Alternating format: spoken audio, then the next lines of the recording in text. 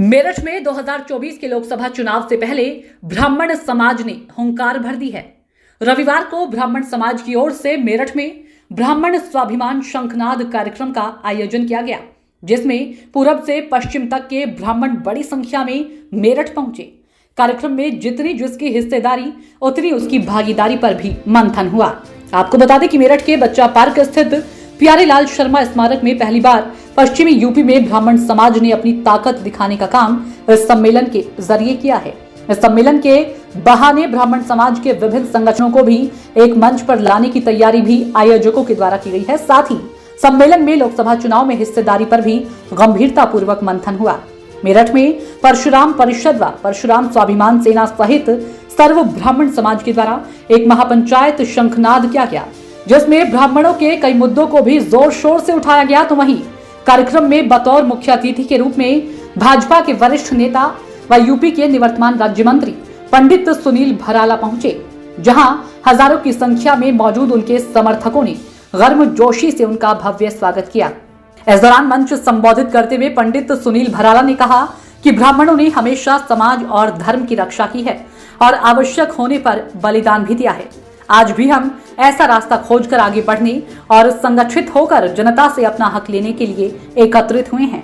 ब्राह्मणों के आवेश के कारण को मैं समझ सकता हूं कि समाज के साथ क्या अन्याय हो रहा है और उनके प्रतिकार भी आवश्यक हैं। सुनील भराला ने कहा कि श्रम कल्याण परिषद के अध्यक्ष रहते हुए मैंने 3 साल में गरीब झुग्गी झोपड़ी में रहने वाले लोगों के लिए दिन रात कार्य किया, हर एक योजनाओं का लाभ पहुंचाने का काम किया। आज आप सभी लोगों ने मुझे बड़ी जिम्मेदारी देने का काम किया है। पार्टी मुझे मौका देती है तो मैं बाखूबी जिम्मेदारी को निभाऊंगा। आप सबके लिए सुनील भराला दिन रात खड़ा है और हमेशा इसी तरह से खड़ा रहेगा। कार्यक्रम में जूना अखाड़ा के महामंडलेश्वर स्वामी यति आनंद गिरी महाराज ने कहा कि आपकी एक आवाज पर यह जनता इतनी बड़ी तादाद में हर बार आती है, आगे भी इसी तरह से आती रहेगी। आपको 2024 में सांसद बनकर इनके हर एक सपने को पूरा करना है।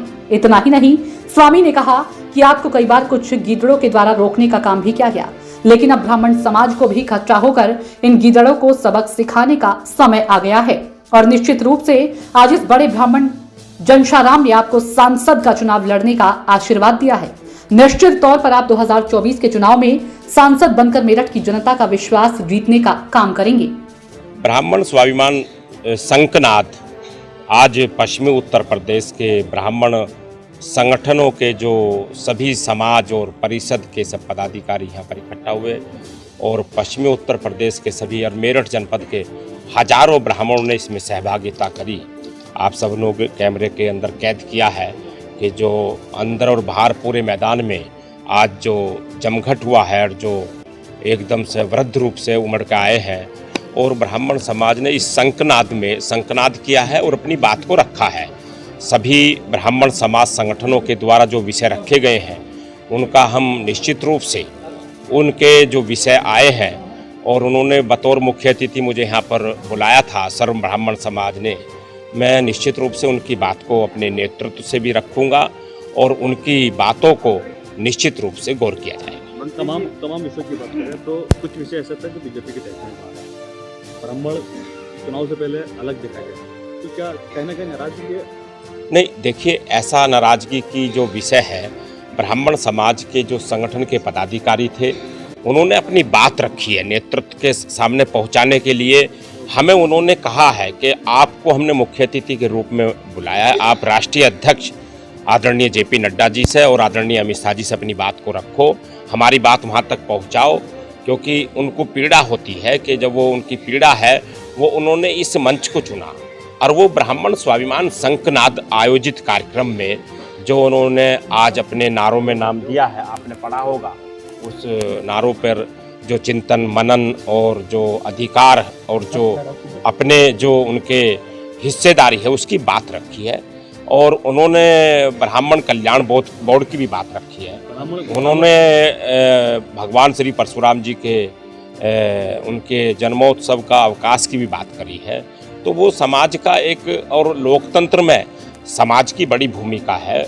उत्तर प्रदेश के 18% ब्राह्मण समाज का जो नेतृत्व है वो यहाँ पर अपना इकट्ठा हुआ था। आज उन्होंने अपना विषय लाए हैं, नेतृत्व के सामने रखने की जिम्मेदारी दी है मुझे, मैं उस जिम्मेदारी को निश्चित रूप से निभाऊंगा। महाराज जी सीधी सीधी क्या कहा है कि लोकसभा इलेक्शन नजदीक है, 24 में इलेक्शन है, और ऐसे में अगर ब्राह्मण को टिकट नहीं मिलता है तो निर्दलीय प्रत्याशी खड़ा करेंगे तो चुनाव समीकरण भी बदल सकता है। साधु समाज के वो राष्ट्रीय अध्यक्ष हैं और वो जूना अखाड़ा के वरिष्ठ महामंडलेश्वर हैं और वो बड़े संत हैं, तो उनके बारे में हम उनकी कोई टिप्पणी नहीं करेंगे और उन्होंने जो कहा है उनकी बात नेतृत्व को जरूर पहुंचाएगी। मंत्री जी, ब्राह्मण समाज ने टिकट मांगा, आपको मैंने ब्राह्मण समाज को इस मंच के माध्यम से भी कहा है कि मैं आपका नेता, जो मुझे आपने माना है, मैं स्वीकार आपका करता हूं, परंतु मैं आपसे दूरी नहीं बढ़ाना चाहता।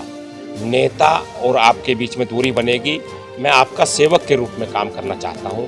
ये मैंने समाज को साथ साथ उसको आश्वस्त किया। आज ब्राह्मण सम्मेलन हुआ था, किस तरीके से लोगों को जागरूक किया गया है और मेरठ में आया, क्या मेरठ की जनता को संदेश देना चाहेंगे?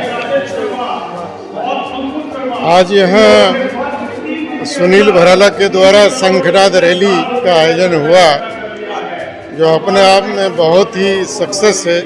यहाँ खचाखच पूरा हॉल भरा हुआ है।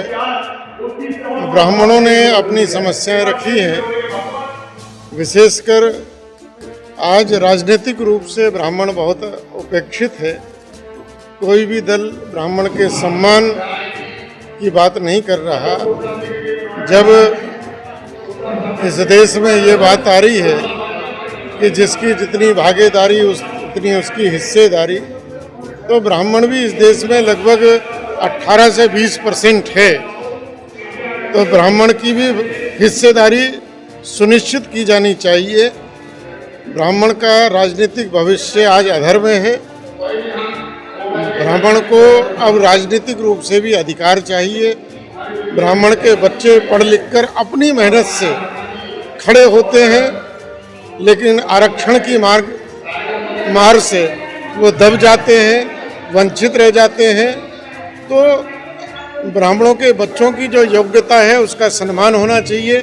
इन्हीं सारी विषयों पर आज यहाँ चर्चा हुई। सरकार हिंदुत्व की बात कर रही है, वो कहीं ना कहीं जातिवाद में बांटते हुए दिखाई दे रही सरकार। देखिए, हम जातिवाद के कभी भी समर्थक नहीं रहे, ना ही हमारी संस्कृति ना हमारे शास्त्र कभी भी जातिवाद के पक्षधर रहे हैं। जाति कोई भी शास्त्रोक्त व्यवस्था नहीं है, जाति समाप्त होनी चाहिए।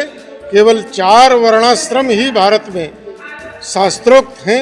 वर्णाश्रम के अनुसार समाज की रचना चलनी चाहिए। देश के प्रधानमंत्री मन से कहते हैं सबका साथ सबका विकास। कहीं ना कहीं ब्राह्मण देखा जाए तो आरक्षण की अगर आप बात करें तो आरक्षण देखा जाए तो ब्राह्मण पीछे नहीं। ब्राह्मण आज बहुत पिछड़ रहा है। ब्राह्मण की योग्यता का सम्मान नहीं हो रहा है। हमने बहुत बार ये कहा है, जातिगत आरक्षण बंद होना चाहिए। आरक्षण केवल आर्थिक आधार पर होना चाहिए और राजनीतिक रूप से, शासकीय रूप से देश को केवल 2 दृष्टियों से देखना चाहिए। उसी दृष्टि से जनगणना होनी चाहिए। एक जरूरतमंद समाज, जिसे हम गरीब समाज कहें, और एक जो समर्थ हो गए हैं। तो जो जरूरतमंद है, जो गरीब है, वो किसी भी संप्रदाय का हो, उसको मदद दी जानी चाहिए। आरक्षण का आधार एकमात्र आर्थिक होना चाहिए और वह भी मदद में होना चाहिए, योग्यता में नहीं होना चाहिए। महाराज जी, चुनाव नजदीक हैं, 4 राज्यों में चुनाव हो सकते हैं, वो हो गए हैं, और 3 राज्यों में बीजेपी ने जीत हासिल कर ली है। तो क्या ब्राह्मण इस बार जो है अपना नेता खुद चुनेगा?